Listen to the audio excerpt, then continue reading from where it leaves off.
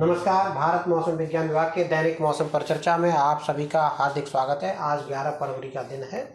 अगर हम पिछले 24 घंटे के मौसम की बात करें तो हल्के स्तर की वर्षा जो मध्य भारत है, खासतौर से विदर्भ और मध्य प्रदेश का क्षेत्र है, स्पेशली पूर्वी मध्य प्रदेश, जबलपुर आदि के क्षेत्र है, वहाँ पर हल्के स्तर की वर्षा, हल्के से मध्यम स्तर की वर्षा दर्ज की गई। और विदर्भ में 5 स्टेशंस में ओलावृष्टि होने की भी सूचनाएं प्राप्त हुई हैं।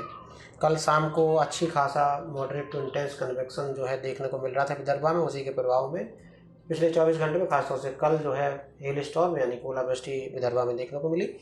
अगर हम कोल्ड वेव की बात करें तो कोल्ड वेव की स्थितियां हिमाचल प्रदेश और पंजाब में इक्का दुक्का पॉकेट्स में देखने को मिली। और आज सुबह dense to very dense fog जो पंजाब का क्षेत्र है, कुछ एक क्षेत्र जैसे फरीदकोट हो गया, ये सब क्षेत्र, भटिंडा आदि, वहाँ पर भी dense to very dense fog एक दो स्थान पर सुबह के टाइम देखने को मिला है।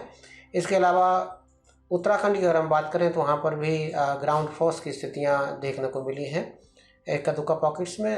और कोई पूरे ही भारत में कहीं पर भी खास वर्षा होने की सूचनाएं नहीं है। मौसम प्रायः इन सब स्थानों को छोड़ करके शुष्क रहा है।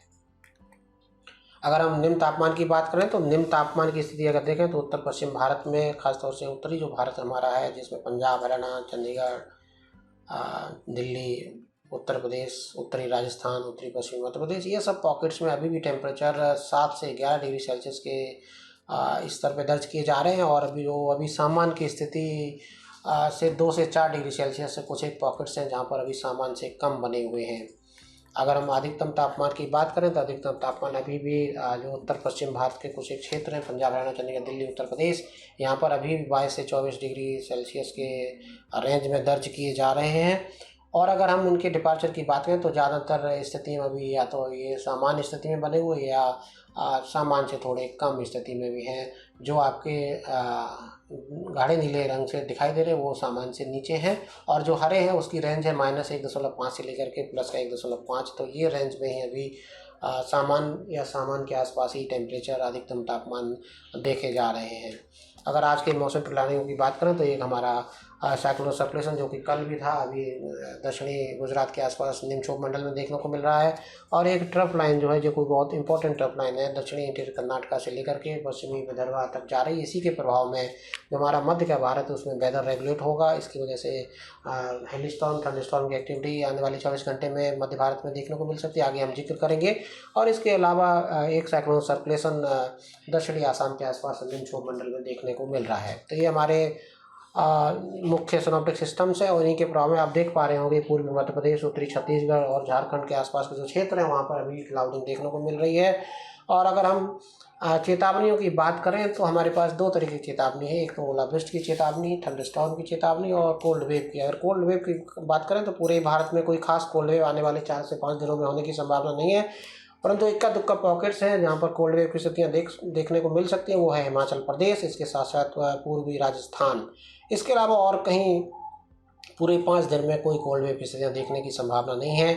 अगर हम हेल स्टॉर्म की बात करें, ओलावृष्टि की बात करें, जैसा कि हम जिक्र कर रहे थे, पूर्वी उत्तर प्रदेश, विदर्भ और उत्तरी छत्तीसगढ़ जो कि पूर्वी मध्य प्रदेश से सटा हुआ जो क्षेत्र है, वहाँ पर ओलावृष्टि आज होने की संभावना इक्का दुक्का पॉकेट्स में बनी रहेगी। और इन्हीं पॉकेट्स जो और इसके आसपास के जो क्षेत्रों जैसे पश्चिमी मध्य प्रदेश आदि के क्षेत्र हैं वहाँ पर भी थंडरस्टॉर्म के साथ हल्के स्तर की वर्षा, आगे हम देखेंगे वर्षा के स्तर को भी। लेकिन आगे मुख्य रूप से देखें तो पूर्वी मध्य प्रदेश, विदर्भ और उससे सटा हुआ जो छत्तीसगढ़ का क्षेत्र है वहाँ पर ओलावृष्टि होने की संभावना आज रहेगी। और उसके बाद कल की अगर हम बात करें तो कल ओलावृष्टि देखने को मिल जाएगी आपको पूर्वी मध्य प्रदेश और उससे सटा हुआ जो उत्तरी छत्तीसगढ़ का क्षेत्र, वहाँ पर ओलावृष्टि 12 तारीख को भी होने की संभावना है। उसके बाद ओलावृष्टि की दृष्टि से कोई भी चेतावनी जारी नहीं की गई है। और भारी वर्षा भी कहीं पर भी पूरे भारत में आने वाले 4 से 5 दिनों में होने की संभावना नहीं है। कोल्ड वेव की स्थितियाँ भी कल सुबह 12 तारीख को देखने को मिल जाएंगी हिमाचल प्रदेश और पूर्वी राजस्थान में। उसके बाद कोई भी कोल्ड वेव की स्थितियाँ भी मिलने की संभावना नहीं है।